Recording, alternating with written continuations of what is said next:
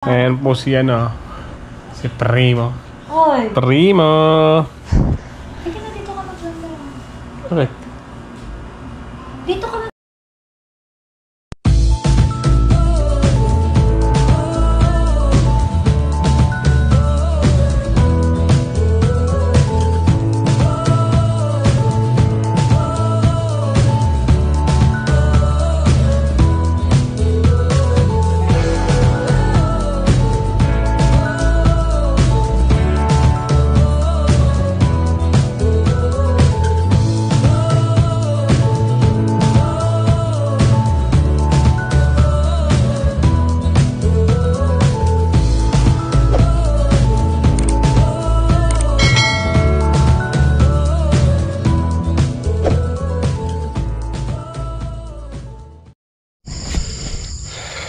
Good morning mga kasama. Second harvest po natin ng sitaw ngayon. November 4. Ganda po ng ating ang palayang kapa. Itong isa ini-scatter ko na, bali yung talbos ito.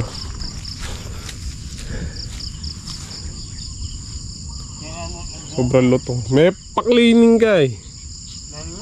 Kapa. May pakli. Laguna talbos Bagay itong pampalaya na to, na ano lang to eh. Dinadahunan lang po talaga. Kapa. Ni-scatter ko po sana kagaya nito. Problema na sobrang lutong.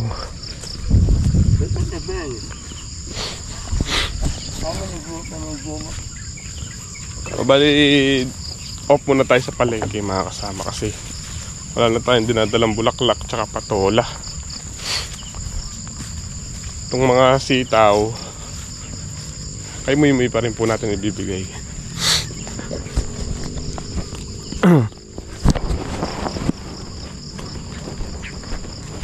Saka na po ulit tayo pupunta ng palengke pagka meron na ulit bulaklak. Yung grass cutter na rin doon, paparecoverin po natin yung mga kalabasa doon. Tapos ito, yung pinagkalabasahan, talagang din po namin tatay ng kalabasa. Lilinisin po natin yun ng buo gamit yung grass cutter. Saka natin papasiklat ng kalabaw para magkadaan tubig. Kung nakaraan yung pong sitaw natin yakapin natin 13 eh. Yan, 13 mahaba, 2 maikli. Expect po natin susulong tayo ulit ngayon kasi mga 2 pitas pa lang eh. Sumulong na rin.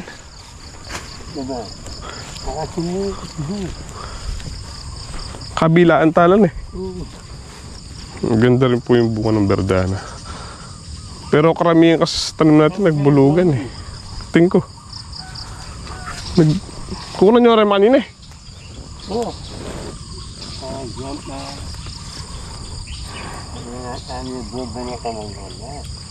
Bumbang ko lang po ito rin. Maikli yung bungang bulugan.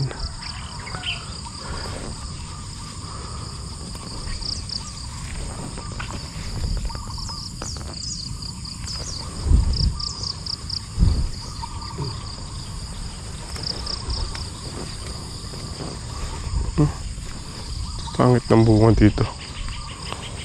Bungang bulugan.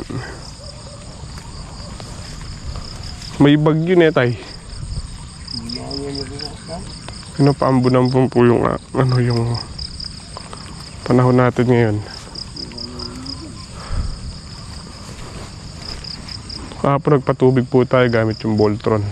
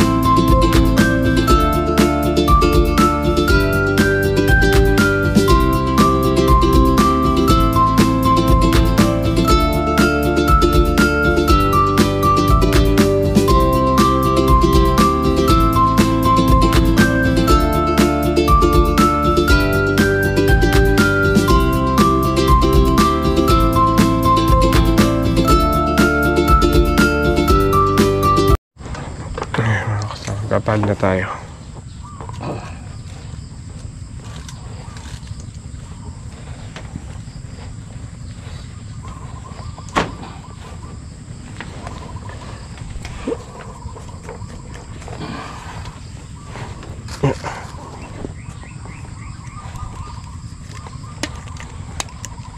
Atras pa po tayo pala. Di mo nata makakaisang bundle.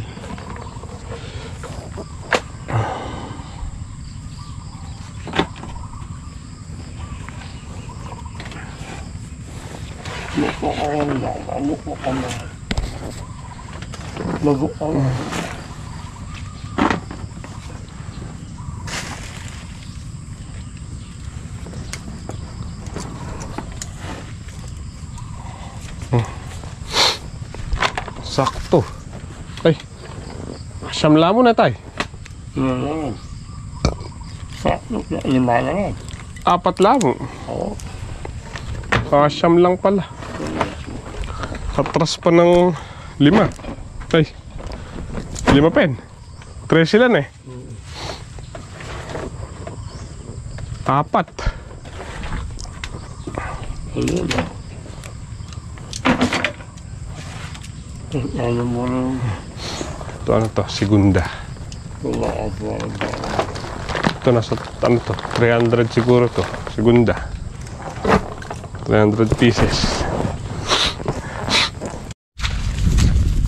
Ayan, umambot mga kasama. Mula ng mahina. Update po tayo sa mga bukang sili. Ito yung mahal oh. Mga siling ganyan. 100 mahigit po kilo. 130 yata. Ayun oh. Haba ng buka kasi maliit pa yung iba.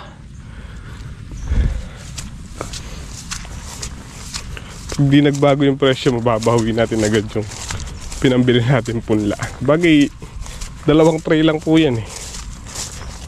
So ang halaga nun 360 lang. 400 pesos. 4 na kilo lang yun. Di ko po dinamihan to kasi wala tayong pagtatamnan. Kaya ito may tanim to upo. Tanim po ulit tayo ng upo. Baka sakaling lumusot sa panahon ngayon. Kasi panahon po ngayon malamig. Mapagbulugan ng upo. Sabi nila meron daw gamot doon pero di pa natin natutuklasan yun. Yung bulugan at tapos in-spray mo. Biglang magre-recover. Di pa po natin natutuklasan yung gamot na yun. Yung iba alam na, tayo hindi pa. Papataba muna po tayo ng kalabasa dun. Dito di ko pa naasikaso. Dun muna tayo sa pinagpatulahan. Bali yung balag po dun, kinalag na rin ni tatay.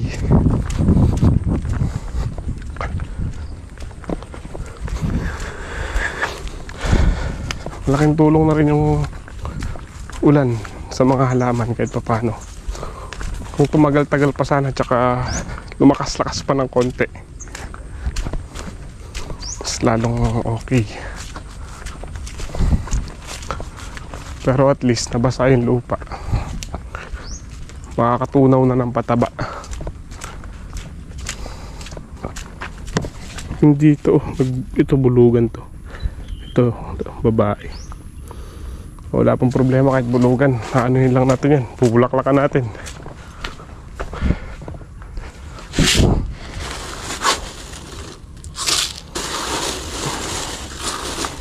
Mataba po natin. Replica 14 wire tsaka Viking 4600. Mekus. Basta nagkakalag ng balag.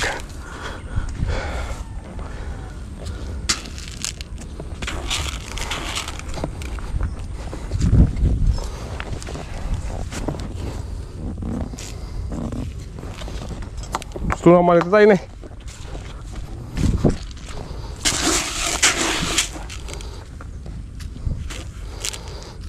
Ito masyadong bibiglayin sa pataba. Hinahinay lang.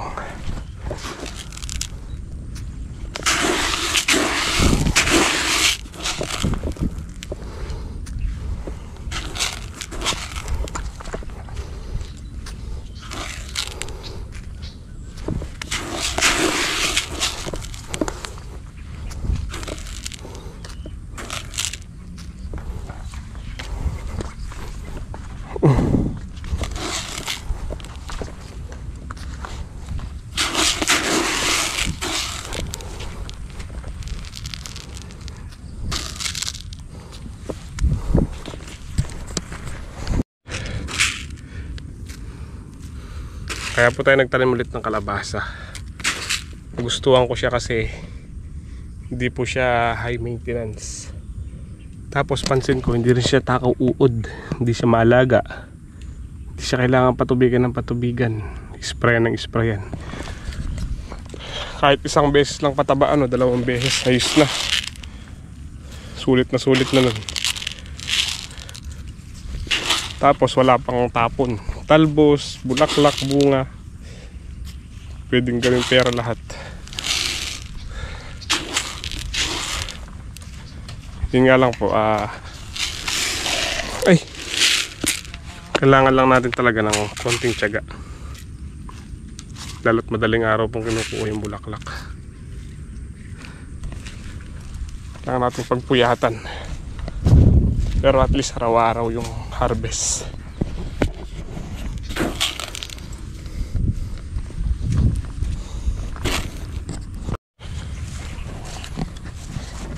Itong hukay na to, tinatamnan naman po natin ng saging na saba pagitan.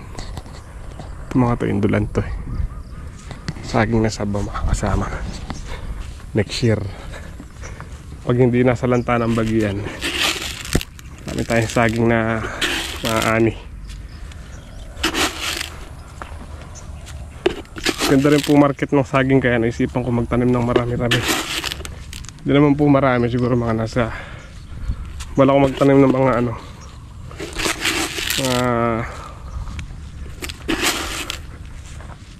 150 puno.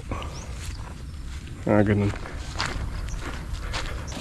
Kasi yung mga saging na saba, tumatagal. Parami yung kanilang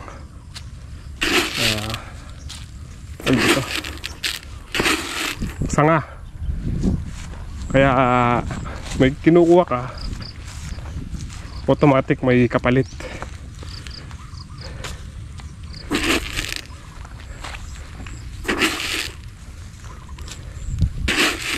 Ito naman po yung ito po bagong tanim lang to. Mga ilang araw pa lang yan. 3 araw.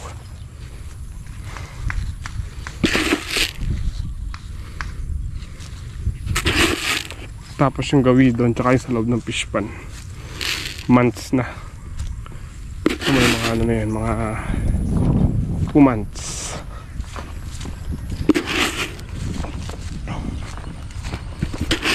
Yung bagong tanim po natin na kalabasa,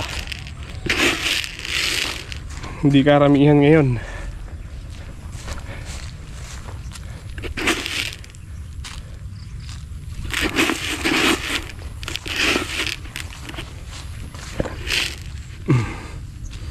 Pero yun dun po, yun dun, tsaka yun dito, pagka pinagsama, halos parehas lang.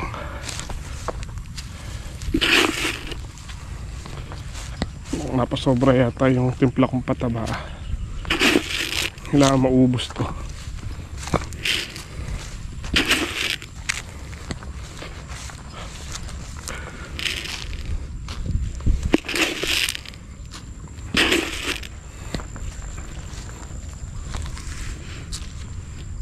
Ito mga kasama, trivia. Yung pataba na puno na to, pagka pinaghalo, kailangan maubos. Itong triple 14 tsaka yung puti, pag hindi po naubos yan, magmo-moist. Yung puti dudurugin siya ng pula. Kaya ang ginagawa ko mga kasama, pag nagmi-mix ako, sinisigurado kong mauubos din. Hindi siya pwedeng i-stack. Pag in-stack mo siya, ayun, madudurog po yung puti. Pag hinawakan mo nun siya, basa. Magbabasa-basa na. Kailangan maubos natin ngayon to. Konti lang tinimpla ko, sumobra pa.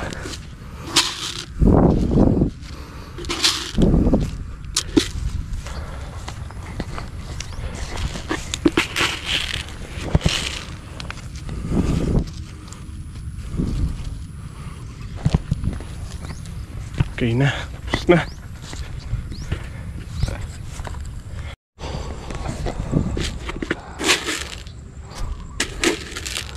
Gisa natin tong mga saging.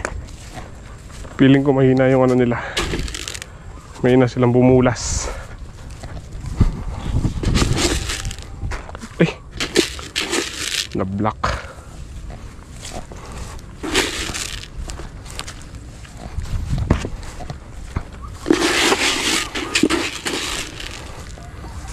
Ito po yung itatanim natin na next year pa ang ani. Pero pag umani, dire-diretso.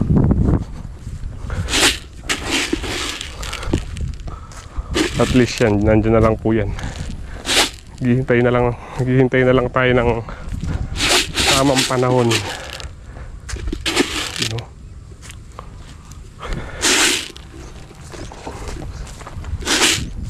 Ito di ko muna papatabaan kasi bagong tanim pa nga lang po yan. Hindi naman pa sila kakain. Yung ugat nila ano pa, hindi pa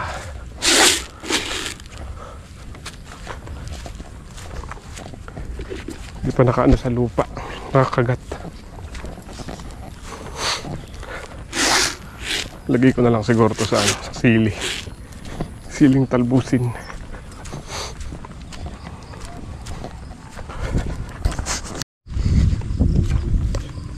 Kasama, tapos na ni tatay yung balag, oh.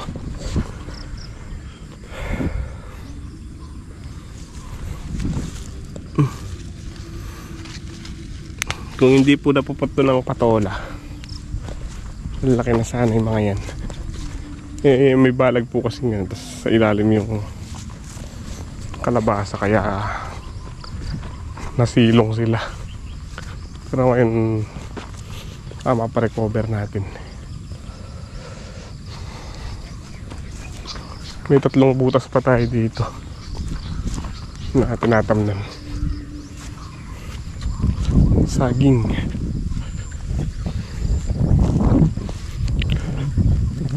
Indulan, no? Palatandaan po niyan pagka maglalabas na ng puso. Magdadahon siya ng maikli. Kasunod na po yung kanon, yung puso. Tamis na ka ng indulan. Kano, magbabawas din po tayo dyan.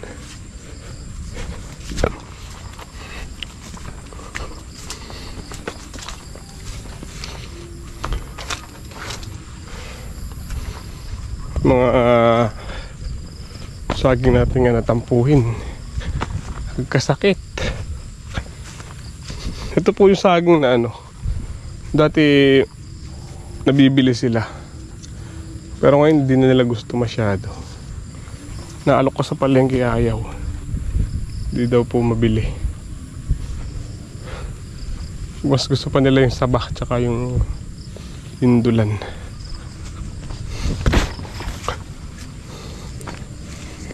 Ito yung saging na ano, may ano po, pugad ng ibon. Ayun, umpisa na isa, minsan hindi pa. Ibong bato-bato. Tapos yung dito na hinog po sa puno, pero payat pa kasi nagkasakit to.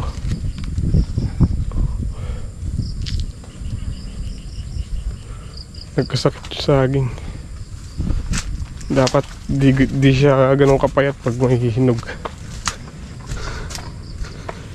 Para natin dito sa walang sakit. Ito yung walang sakit eh. Ito. May potential na lumaking lumaki.